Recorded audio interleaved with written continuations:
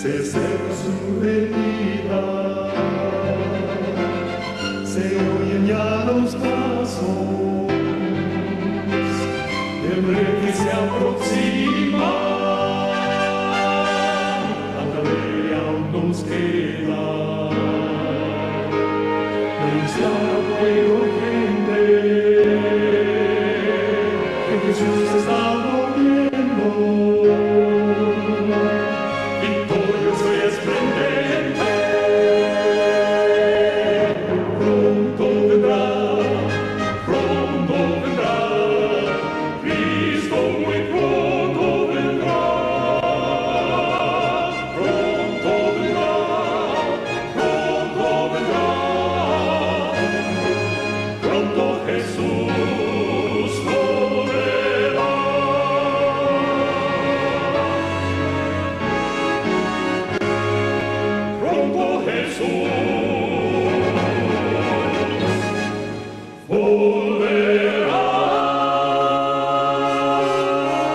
Maestro, que tu morada en las alturas de los cielos, alabado sea Jehová y engrandecido. Santo, porque solo tú eres santo, y porque la gloria y la honra, Santo Padre, solamente para ti. Eres creador del universo, y todo te pertenece. Todo ha sido hecho por la palabra de tu boca, y por tu brazo extendido, y no hay nada imposible para ti. En este momento, Señor, que sea el Espíritu Santo que dirija, pido perdón por mis faltas, para que lo que aquí se haga pueda ser elevado al trono de la gracia. En el nombre de Jesús. Amén. Estudiaremos hoy sobre el libro de Daniel. Lee el libro de Daniel. Recordad punto por punto la historia de los reinos que allí se presenta.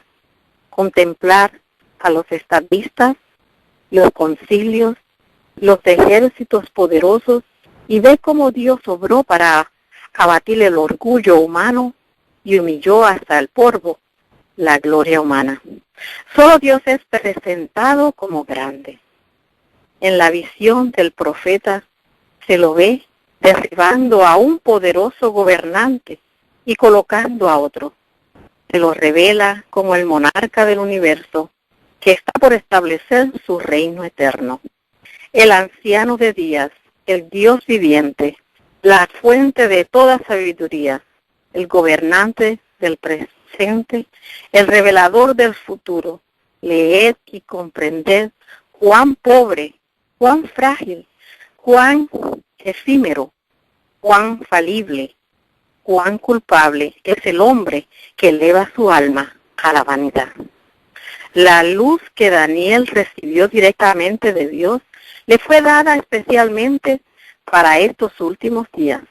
Las visiones que tuvo a orillas del Ulai y de Hiddekel, los grandes ríos de Sinar, ahora están en el proceso de su cumplimiento y pronto habrán sucedido todos los acontecimientos predichos. Cuando Daniel estuvo en Babilonia, fue acosado por tentaciones con las que nunca había soñado, y comprendió que debía mantener su cuerpo en sujeción. Propuso en su corazón que no bebería del vino del rey, ni comería de sus manjares. Sabía que para poder vencer debía tener una clara percepción mental para ser capaz de discernir entre el bien y el mal. Mientras Daniel hacía su parte, Dios también estaba en acción y le dio conocimiento e inteligencia en todas las letras y ciencias. Y Daniel tuvo entendimiento en toda visión y sueño. En esa forma procedió Dios con Daniel y no tiene el propósito de proceder de manera diferente ahora. El hombre debe cooperar con Dios para llevar a cabo el plan de salvación. Cuando Daniel y sus compañeros fueron puestos a prueba, se colocaron plenamente del lado de la rectitud y la verdad. No procedieron caprichosa, sino inteligentemente. Decidieron que como la carne no había formado parte de su régimen en lo pasado, no debían comerla en lo futuro. Y así como el vino había sido prohibido a todos los que deben ocuparse del servicio de Dios, decidieron que no lo tomarían. Sabían lo que le sucedería a los hijos de Aarón y que el vino ofuscaría su mente, que la complacencia del apetito nublaría sus facultades de discernimiento. Se han registrado estos detalles en la historia de los hijos de Israel como una advertencia para que cada joven rechace todas las costumbres, prácticas y complacencias que en alguna forma pueden deshonrar a Dios. Daniel y sus compañeros no sabían cuál sería el resultado de su decisión, solo sabían que les costaría la vida, pero resolvieron seguir la senda recta de una estricta temperancia, aunque estaban en lo corte de la licenciosa Babilonia. Ese funcionario vio en Daniel buenos rasgos de carácter. Vio que se esforzaba por ser bondadoso y útil, que sus palabras eran respetuosas y corteses, y que estaba dotado de las virtudes de la modestia y la humildad. El buen comportamiento del joven fue lo que le ganó el favor y el afecto del príncipe. Daniel no procedió precipitadamente al dar ese paso. Sabía que cuando fuera llamado para prestarse ante el rey, sería evidente la ventaja de una vida sana. El efecto seguiría a la causa. Daniel dijo a Mesad, el que estaba a cargo de él y de sus compañeros: te ruego que hagas la prueba con tus siervos por 10 días y nos des legumbres a comer y agua a beber. Daniel sabía que 10 días sería un lapso suficiente para demostrar el beneficio de la temperanza. Después de hacer esto, Daniel y sus compañeros todavía hicieron algo más. No eligieron como compañeros a los que eran agentes del príncipe de las tinieblas. No se unieron con la multitud para practicar el mal. Buscaron la amistad de Mesad y no hubo fricción entre él y ellos. Buscaron el consejo de él y al mismo tiempo lo instruyeron con la sabiduría de su comportamiento. Cuando los 4 jóvenes hebreos estaban siendo educados para la corte del rey de Babilonia, no pensaron que la bendición del Señor sustituía el decidido esfuerzo que se requería de ellos. Eran diligentes en el estudio, pues comprendía que por la gracia de Dios, su destino dependía de su propia voluntad y acción. Tenían que dedicar a la obra toda su capacidad y mediante una severa y continua aplicación de sus facultades debían aprovechar al máximo sus oportunidades de estudio y trabajo. Mientras estos jóvenes se ocupaban de su propia salvación, Dios estaba obrando en ellos tanto el querer como el hacer por su buena voluntad. Aquí se revelan las condiciones del éxito para apropiarnos de la gracia de Dios. Tenemos que hacer nuestra parte. El Señor no tiene el propósito de hacer por nosotros ni el querer ni el hacer. Concede su gracia para que se efectúe en nuestro el querer y el hacer, pero nunca como un sustituto de nuestros esfuerzos. Nuestra alma debe estar dispuesta a cooperar. El Espíritu Santo obra en nosotros para que podamos ocuparnos de nuestra salvación. Esta es la lección práctica que el Espíritu Santo procura enseñarnos. Daniel y sus 3 compañeros tenían una obra especial que hacer. Aunque recibieron grandes honores, en esa obra no se ensalzaron en ninguna forma. eran eruditos, estaban capacitados tanto en conocimiento secular como religioso, pero habían estudiado ciencia sin contaminarse. Eran bien equilibrados porque se habían entregado a la dirección del Espíritu Santo. Esos jóvenes dieron a Dios toda la gloria de sus capacidades físicas, científicas y religiosas. Su conocimiento no fue fruto de casualidad. Obtuvieron su educación mediante el fiel uso de sus facultades y Dios les dio habilidad y entendimiento. La verdadera ciencia y la religión bíblica están en perfecta armonía. Que los alumnos de nuestros colegios aprendan todo lo que les sea posible, pero que por regla general sean educados en nuestras propias instituciones. Sed cuidadosos en cuanto al consejo que les dais de asistir a otras instituciones en donde se enseña el error para terminar su educación. No les deis la impresión de que ha de progresarse más en la educación mezclándose con los que no buscan la sabiduría de Dios. Los grandes hombres de Babilonia estuvieron dispuestos a beneficiarse con la instrucción que Dios dio mediante Daniel, para que el rey saliera de su dificultad por medio de la interpretación de sus sueños. Pero anhelaban mezclar su religión pagana con la de los hebreos. Si Daniel y sus compañeros hubiesen consentido en una claudicación tal, según los babilonios habrían sido estadistas cabales, idóneos, para que se les confiaran los asuntos del reino. Pero los 4 hebreos no entraron en ese convenio. Fueron leales a Dios y Dios los sostuvo y los honró. La lección es para nosotros. Buscad primero el reino de Dios y su justicia, y todas estas cosas os serán añadidas. Al igual que en el caso de Daniel, en la exacta proposición en que se desarrolla el carácter espiritual, aumentan las facultades intelectuales. Los que viven en estrecha comunión con Cristo serán promovidos por Él a puestos de confianza. El siervo que hace lo mejor que puede para su amo es admitido a una relación familiar con aquel cuyas órdenes obedece con amor.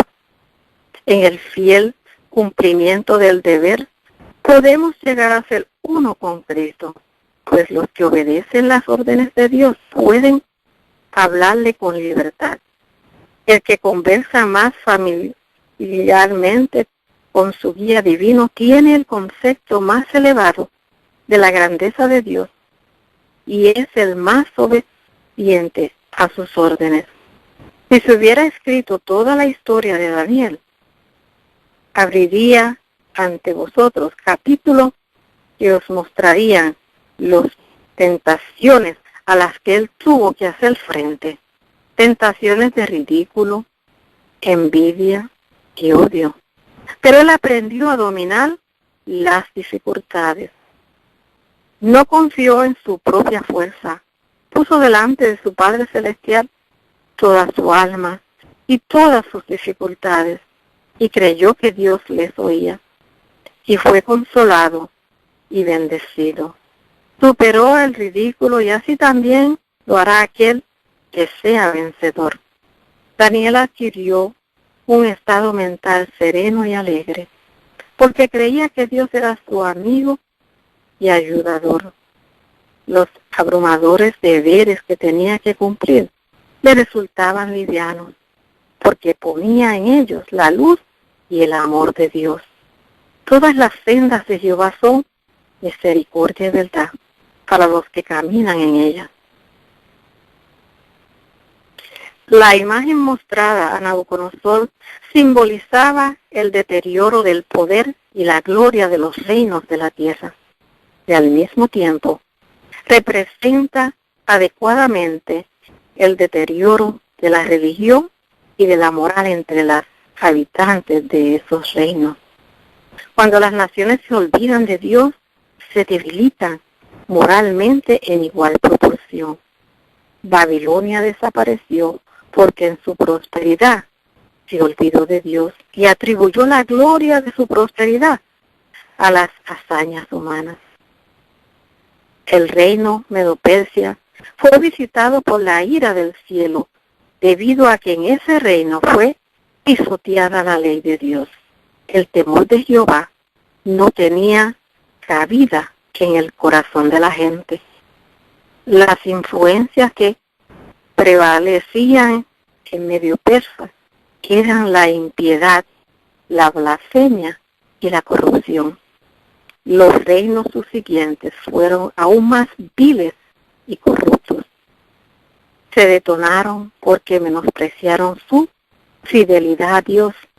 Al olvidarse de Dios, se hundieron más y más en la escala de valores morales. Hemos llegado a un tiempo cuando la sagrada obra de Dios está representada por los pies de la imagen, en los cuales el hierro estaba mezclado con el barro cenagoso.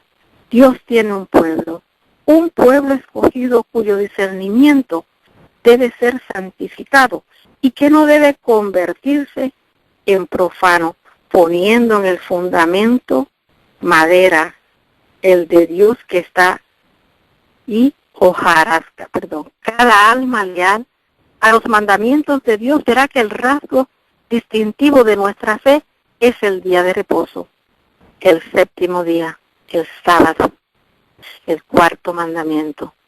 Si el gobierno honrara el sábado como Dios lo ha ordenado, tendría el poder de Dios y defendía la fe que una vez fue dada a los santos. Pero los estadistas apoyarán el falso día de reposo y mezclarán su fe religiosa con la observancia de este hijo del papado, colocándolo por encima del sábado que el Señor santificó y bendijo, apartándolo para que el hombre lo observe santamente como una señal entre Dios y su pueblo por miles de generaciones. La mezcla de los asuntos de la iglesia y de la administración política se representa con el hierro y el barro. Esa unión está debilitando todo el poder de la iglesia. Esta aceptación en la iglesia del poder del Estado traerá malos resultados. Los hombres casi han traspasado el límite de la tolerancia de Dios. Han utilizado su fuerza política y se han unido con el papado. Pero llegará el tiempo cuando Dios castigará a los que han invalidado su ley y sus malas obras recaerán sobre ellos mismos. Nabucodonosor creyó que podía aceptar esa interpretación como una revelación divina, pues a Daniel le había sido revelado cada detalle del sueño. Las solemnes verdades implicadas en la interpretación de esa visión nocturna impresionaron profundamente al soberano y con humildad y temor reverente se postró sobre su rostro. Nabucodonosor vio claramente la diferencia entre la sabiduría de Dios y la sabiduría de los máximos eruditos de su reino. El Señor se dio a conocer a los paganos de Babilonia mediante los cautivos hebreos. A esa nación idólatra se le dio un conocimiento del reino que el Señor iba a establecer y sostener mediante su poder contra todo el poder y la habilidad de Satanás. Daniel y sus compañeros, Esdras y Nehemías y muchos otros, fueron testigos de Dios en su cautiverio. El Señor los esparció entre los reinos de la tierra para que su luz pudiera resplandecer brillantemente en medio de las negras tinieblas del paganismo y la idolatría. Dios reveló a Daniel la luz de sus propósitos que había estado oculto por muchas generaciones. El de Dios que está por encima de todos los dioses. Dios anhela que Nabucodonosor comprendiera que los gobernantes de los reinos terrenales tenían un gobernante en los cielos. La fidelidad de Dios a rescatar a los 3 cautivos de las llamas y a justificar la conducta de ellos mostró el poder maravilloso de Dios. De Daniel y sus compañeros, quien amó y brilló una gran luz, se dijeron cosas gloriosas de Sión, la ciudad de Dios. El Señor quiere que de esta manera brille la luz espiritual procedente de sus fieles atalayas en estos últimos días. Y los santos del Antiguo Testamento dieron un testimonio tan decidido de lealtad. ¿Cuánto deberían brillar hoy el pueblo de Dios que tiene la luz acumulada de los siglos, desde que la profecía del Antiguo Testamento proyectaron su gloria velada hacia el futuro? El sábado del 4º mandamiento es invalido por muchos que lo tratan como algo baladí, mientras que ensalzan el falso día de reposo, el hijo del papado. En lugar de las leyes de Dios son ensalzadas las leyes del hombre de pecado, leyes que serán recibidas y obedecidas como lo fue por los babilonios, la maravillosa imagen de Nabucodonosor. Al levantar esa gran imagen, Nabucodonosor ordenó que debía recibir el homenaje universal de todos, tanto grandes como pequeños, encumbrados y humildes, ricos y pobres. Cuando el rey vio que su voluntad no era recibida como la voluntad de Dios, se llenó de ira y la expresión de su rostro cambió contra estos hombres. Características satánicas hicieron que su rostro padeciera como el rostro de un demonio, y con toda la fuerza con que podía decretar, ordenó que el horno fuese calentado 7 veces más que lo acostumbrado, y mandó que los hombres más vigorosos ataran a los jóvenes y los arrojaron en el horno. Creyó que se necesitaba un poder extraordinario para tratar a esos nobles hombres. Tenía la firme convicción de que algo insólito se interpondría en favor de ellos, y ordenó que sus hombres más fuertes se ocuparan de ellos. ¿Cómo supone Nabucodonosor que el aspecto del cuarto era como el del Hijo de Dios? En su reino había oído acerca del Hijo de Dios. Ellos habían sido portadores del conocimiento de Dios viviente, que gobierna todas las cosas. Estos fieles hebreos poseían gran capacidad natural y cultura intelectual y ocupaban una encumbrada posición de honor. Sin embargo, todas esas ventajas no los indujeron a olvidarse de Dios. Todas sus facultades fueron entregadas a la influencia santificadora de la gracia divina. Con su piadoso ejemplo y su firme integridad, manifestaron las alabanzas de aquel que los había llamado de las tinieblas a la luz admirable. El poder y la majestad de Dios se exhibieron delante de la vasta asamblea en la maravillosa liberación de ellos. Jesús mismo se colocó a su lado en el terrible horno y mediante la gloria de su presencia convenció al altivo rey de Babilonia que no podía ser otro. La luz del cielo había estado irradiando de Daniel a sus compañeros, hasta que todos sus compañeros entendieron la fe que ennoblecía sus vidas y embellecían sus caracteres. El Señor Dios omnipotente reina. Todos los reyes, todas las naciones le pertenecen. Están bajo el dominio y gobierno. Sus recursos son infinitos. El sabio declara, como los repartimientos de las aguas, así está el corazón del rey en la mano de Jehová. A todos los que quiere, lo inclina. Aquellos a quienes depende del destino de las naciones, son vigilados con una atención que no conoce tregua por aquel que da victoria a los reyes. ¿A quién pertenecen los escudos de la tierra? Recordemos que Dios quita y pone reyes. Estamos viviendo en los últimos días de la historia de esta tierra y no debe sorprendernos ninguna forma de apostasía o de negación de la verdad. La incredulidad se ha llegado a ser como guía un artificio refinado en el cual se ocupan los hombres para destrucción de sus almas.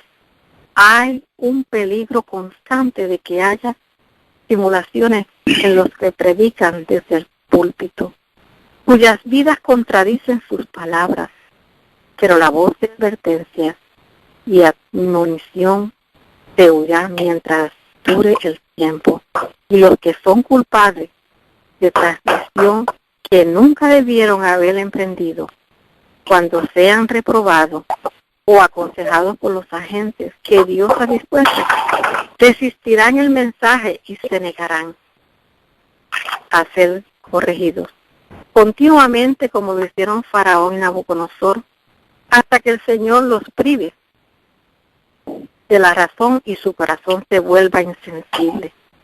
Les llegará la palabra de Dios, pero si prefieren no oírla, el Señor los hará responsables de su propia ruina. El deseo de glorificar a Dios fue el más poderoso de todos los motivos en la vida de Daniel.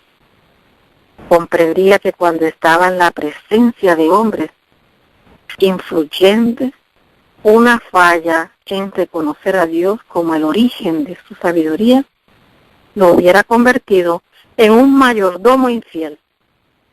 Y su constante reconocimiento del Dios del cielo delante de reyes, príncipes y estadistas no disminuyó su influencia en lo más mínimo. El rey Nabucodonosor, delante que quien Daniel honró con tanta frecuencia el nombre de Dios, finalmente se convirtió plenamente y aprendió a engrandecer y glorificar al Rey del cielo.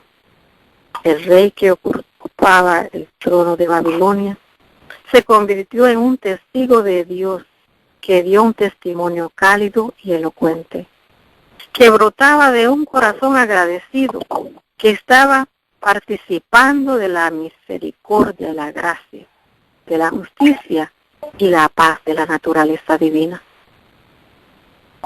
Un vigilante que no fue reconocido, pero cuya presencia era un poder de condenación, contempló esta escena de profanación. Pronto el huésped invisible, que no había sido invitado, hizo que se sintiera su presencia. En el momento en que la sacrilegia orgía estaba en su punto máximo, apareció una mano incruenta y escribió palabras de juicio condenatorio sobre la pared del salón del banquete. Palabras ardientes procedieron de los movimientos de la mano. Mene, mene, tekel, upaxin. Se escribió con letras de fuego. Fueron pocos los caracteres trazados por aquella mano en la pared frente al rey, pero mostraron la presencia del poder de Dios. Balsasar se atemorizó, se despertó su conciencia, lo embargaron el temor y el recelo que siempre acompañaban al culpable. Cuando Daniel infunde temor a los hombres, estos no pueden ocultar la intensidad de su temor. Los grandes hombres del reino quedaron alarmados por la blasfema profanación de las cosas sagradas. Se transformó en un momento un frenético terror supremo a todo dominio propio. El rey trató en vano de leer las ardientes letras. Se encontraba ante un poder demasiado formidable para él. No podía leer la escritura por desobediencia, hermanos, porque lo más malo que existe es la desobediencia. Cuando se dice no, es no, pero las personas insisten en hacer su voluntad. El puesto de Daniel no era envidiable. Encabezaba un gabinete fraudulento, prevaricador, impío, cuyos miembros lo violaban con ojos afectos y celosos para encontrar alguna falta en su conducta. Mantenían espías para que le siguieran los pasos, a fin de ver si así podían hallar algo contra él.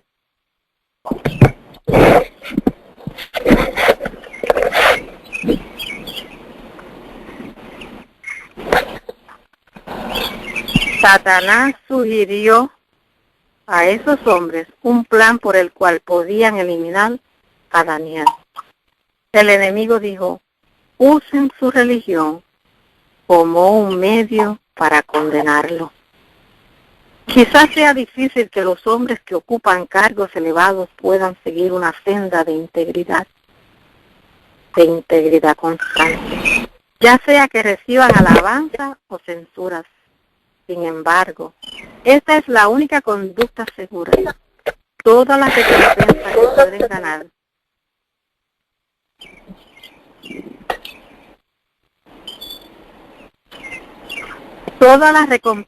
puedan ganar al vender su honor será solo como el alimento de labios contaminados, como escoria que debe ser consumida en el fuego.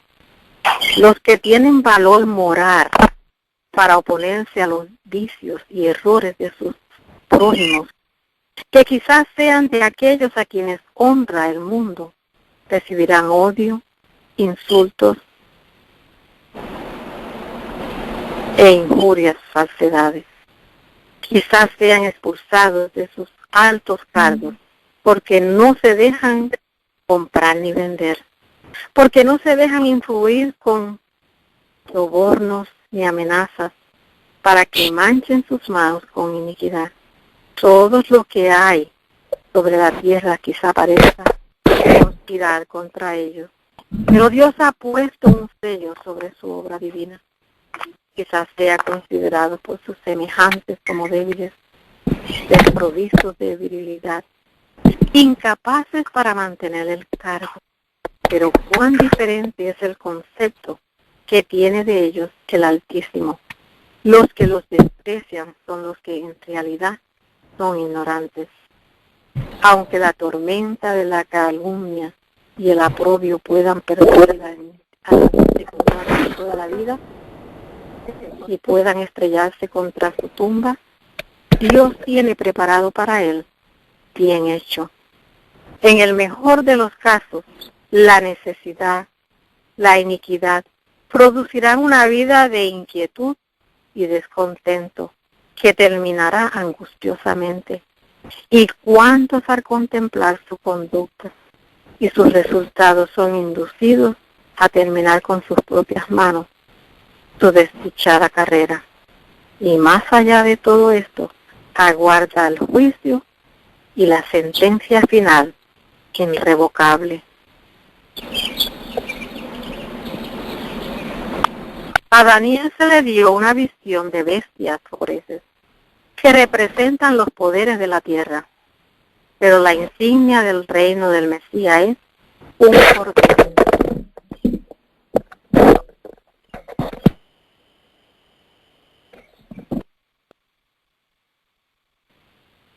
Los reinos terrenales predominan mediante el empleo de la fuerza material, pero Cristo desterrará a toda alma carnal, todo instrumento de sujeción.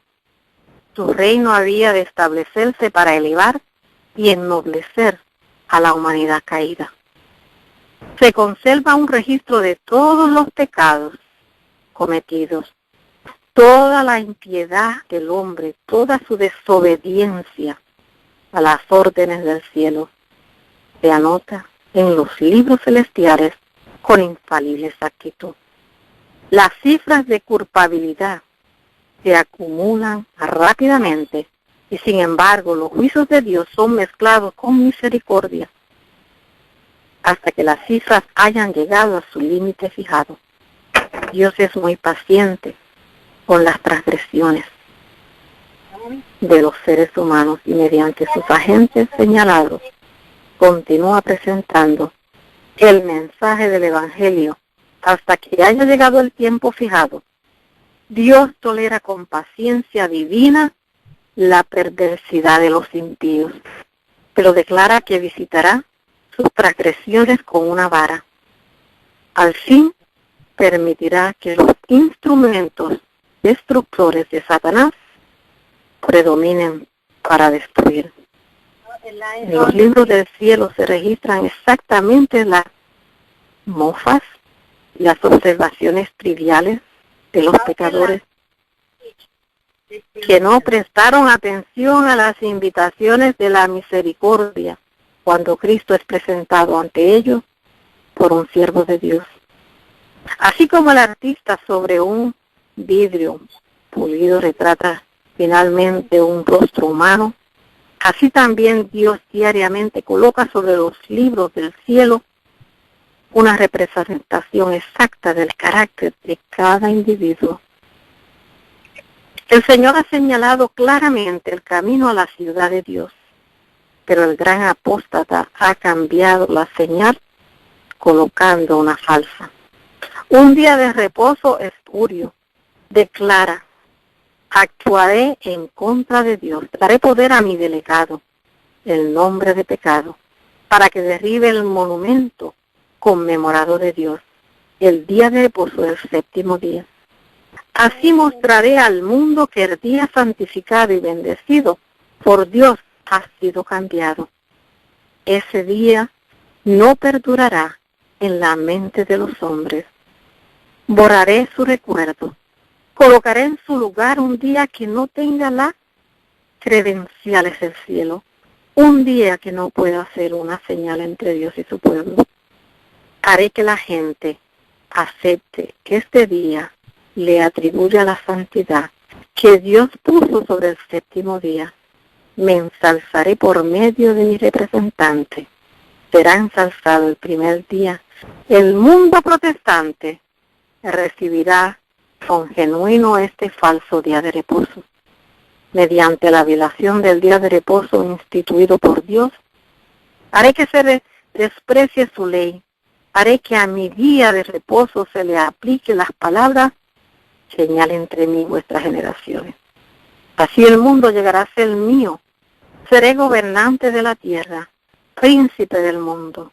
Controlaré de tal modo las mentes con mi poder, que el sábado de Dios será objeto de menosprecio. Señal. Haré que la observancia del séptimo día sea una señal de deslealtad a las autoridades de la tierra. Las leyes humanas serán tan estrictas que los hombres y las mujeres no se atreverán a observar el día de reposo, el séptimo día, por temor que les falten alimentos y vestidos. Se unirán con el mundo en la transgresión de la ley de Dios, y la tierra estará completamente bajo mi dominio. El hombre de pecado ha instituido un falso día de reposo, y el llamado mundo cristiano ha adoptado a ese hijo del papado, negándose a obedecer a Dios. Así Satanás conduce a hombres y mujeres en una dirección opuesta a la ciudad de refugio. Considerando las multitudes que lo siguen, queda demostrado que Adán y Eva no son los únicos que han aceptado las palabras del astuto enemigo. El enemigo de todo lo bueno ha cambiado la señal indicadora para que señale hacia el camino de la desobediencia, como si fuera la senda de la felicidad. Ha instituido al Señor negándose a obedecer aún, así dice Jehová. Ha pensado cambiar los tiempos y la ley. Mientras que los que habían permanecido fieles a Dios en medio de Babilonia buscaban al Señor y estudiaban las profecías que presencian su liberación. Dios estaba preparando el corazón de los reyes para que simpatizaran con su pueblo arrepentido. Pero gloria a Dios que los propósitos de Satanás no serán cumplidos como él espera. Porque hay un pueblo remanente, un pueblo que obedece a Dios, que guarda la ley de Dios, un pueblo que espera por la venida de nuestro Señor Jesucristo, que es inminente y está a las mismas puertas. Se nos da el ejemplo de oración y confesión de Daniel para nuestra instrucción y nuestro ánimo. Israel había estado en cautiverio por casi 70 años. La tierra que Dios había elegido como su posesión había caído en poder de los paganos. La ciudad amada, receptáculo de la luz del cielo, una vez el gozo de toda la tierra, ahora era despreciada y envilecida. Estaba en ruinas el templo que había albergado el arca del pacto de Dios y a los querubines de gloria que proyectaban sus sombras sobre el propiciatorio. El mismo lugar de su ubicación era profanado por los pies de los impíos. Los fieles que conocieron la gloria anterior estaban llenos de angustia ante la desolación de la santa casa que había distinguido a Israel como el pueblo escogido de Dios. Esos hombres habían sido testigos de las condenaciones de Dios debido a los pecados de su pueblo. Habían sido testigos del cumplimiento de esta palabra. También habían sido testigos de las promesas del favor divino.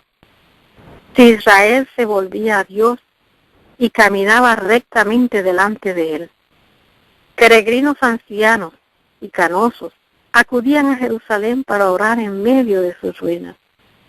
Besaban sus piedras y las humedecían con las lágrimas mientras oraban al Señor para que tuviera misericordia de Sión y la cubriera con la gloria de su justicia. Daniel sabía que casi había terminado el tiempo para el cautiverio de Israel, pero no creía que porque Dios había prometido liberarlos, ellos no tenían una parte que hacer. Con ayuno y contrición, buscaron al Señor confesando sus propios pecados y los pecados del pueblo. Mediante sus agentes escogidos, Dios bondadosamente hará conocer sus propósitos. Entonces avanzará la grandiosa obra de la redención.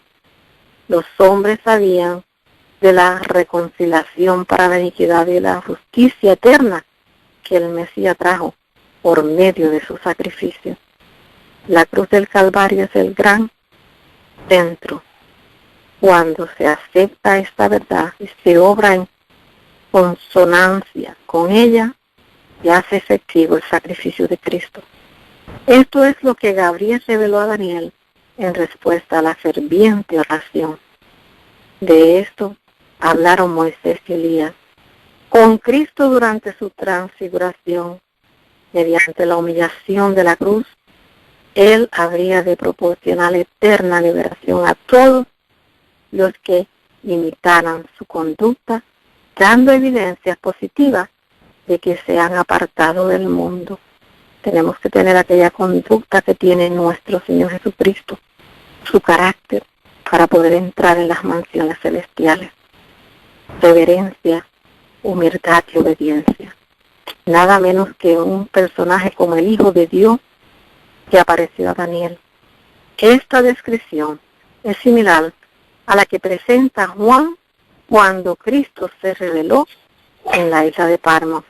Ahora viene nuestro Señor con otro mensajero celestial para enseñarle a Daniel lo que sucedería en los últimos días.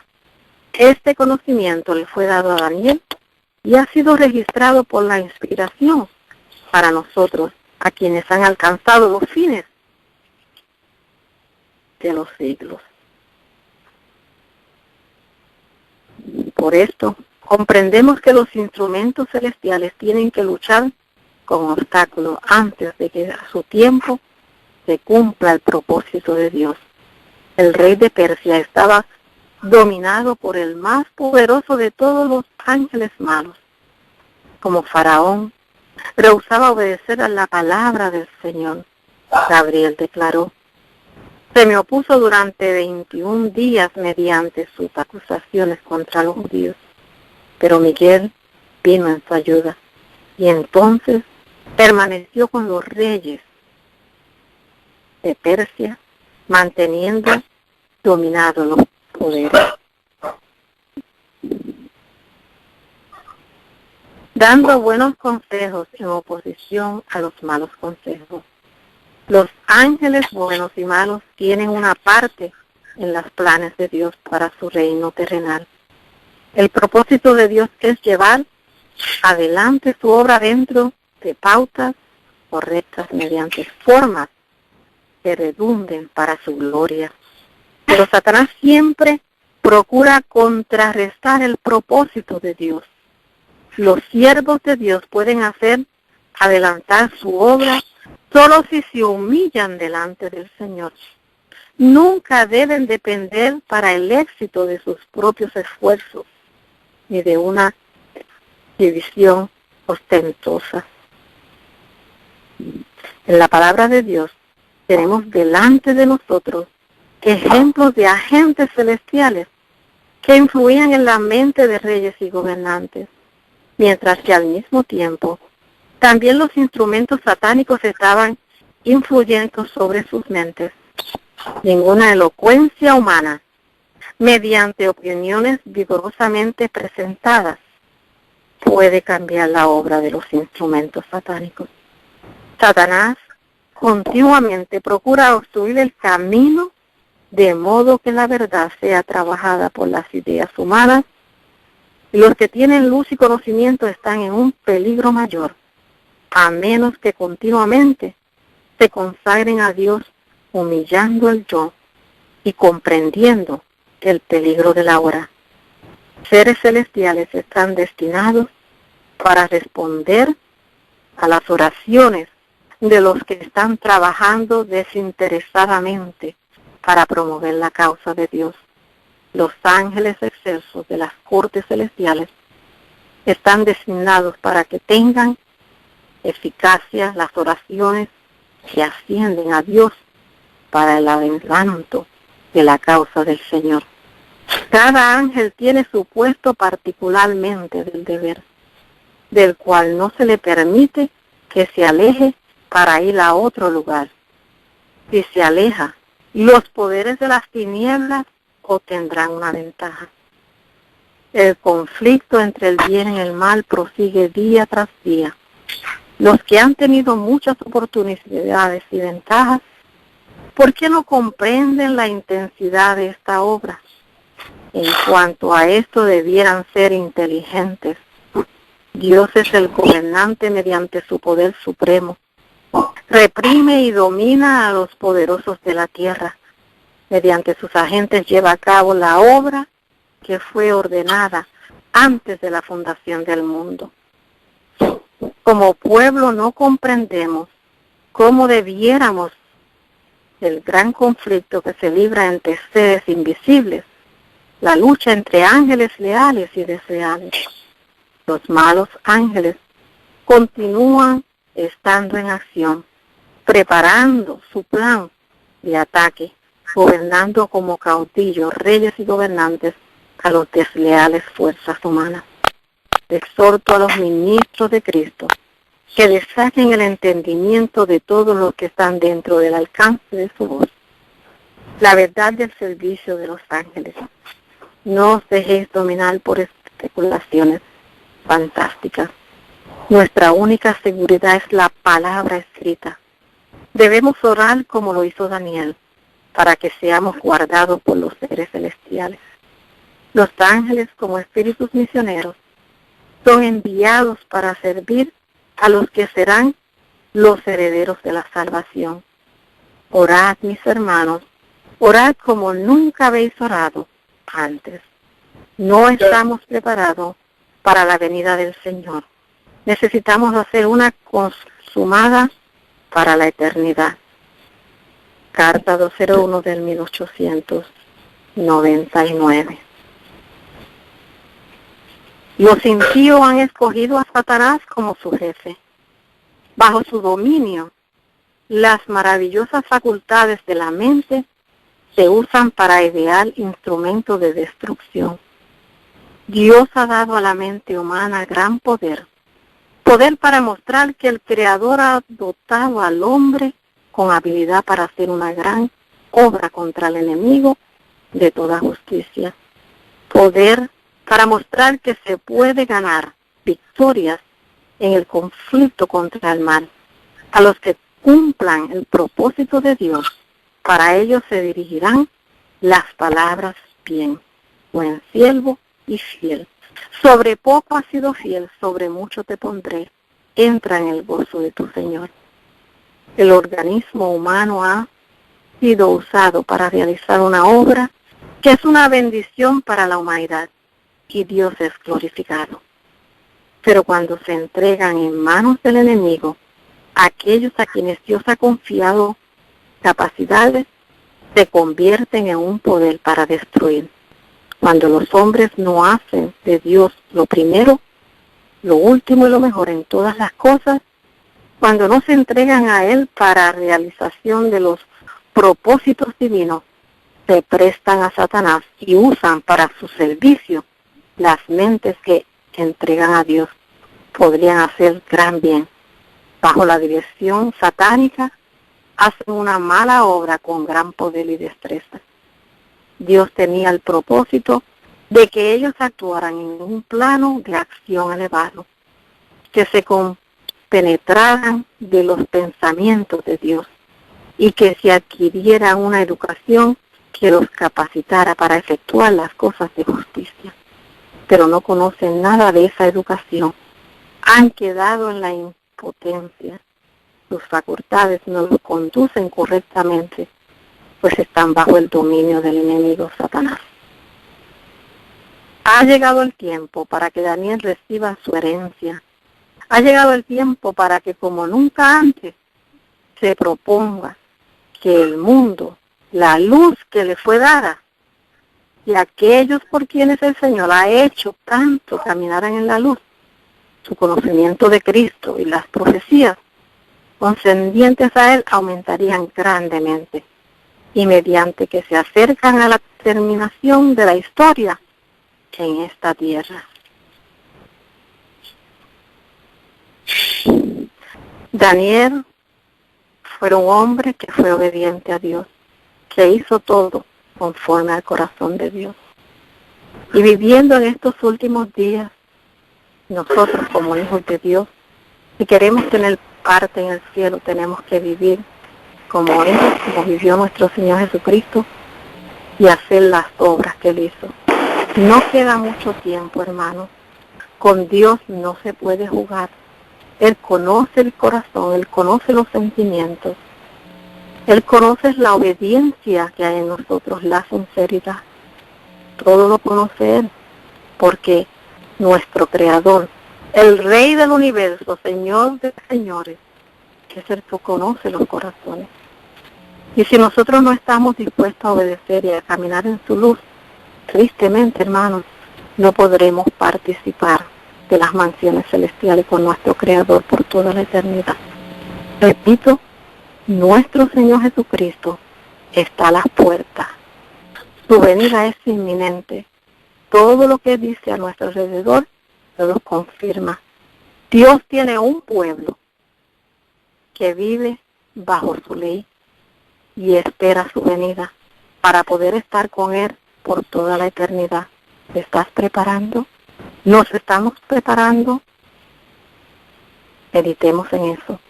Padre nuestro, Padre de amor y misericordia, alabado seas Jehová engrandecido. Gracias por tu palabra, porque en ella tú nos hablas, porque nos preparas para caminar contigo hacia la patria celestial. Gracias, Padre, en el nombre de Jesús. Amén.